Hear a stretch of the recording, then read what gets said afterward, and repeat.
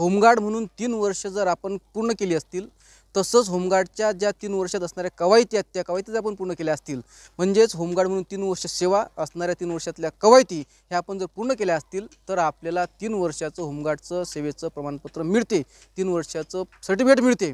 तर ज्याच्याकडे होमगार्ड म्हणून सेवा दिल्याचं 3 वर्षाचं सर्टिफिकेट आहे त्या प्रत्येकालाच महाराष्ट्र शासनाच्या पोलीस दलामध्ये, महाराष्ट्र शासनाच्या अग्निशमन दलामध्ये, महाराष्ट्र शासनाच्या वनसेवेमध्ये 5% जागा राखीव असतात। त्या 5% जागा राखीवमध्ये फक्त 3 वर्षाचं सेवेचं सर्टिफिकेट असणारे विद्यार्थीच फॉर्म भरू शकतात, अर्ज भरू शकतात आणि त्यांनाच तिथं सेवेची संधी असते, नोकरीची संधी असते। त्यामुळे होमगार्डला हलक्यात घेऊ नका, होमगार्डला हलकट समजू नका। होमगार्ड केलेल्या आणि 3 वर्ष सेवा केलेल्या प्रत्येक होमगार्डला पोलीस दलामध्ये, अग्निशमन दलामध्ये आणि वनसेवेमध्ये 5% जागा राखीव असतात। म्हणजे होमगार्ड होता आपण पोलीस होऊ शकतो, अग्निशमन दलामध्ये नोकरी लागू शकतो किंवा वनरक्षक देखील आपण नोकरी लागू शकतो।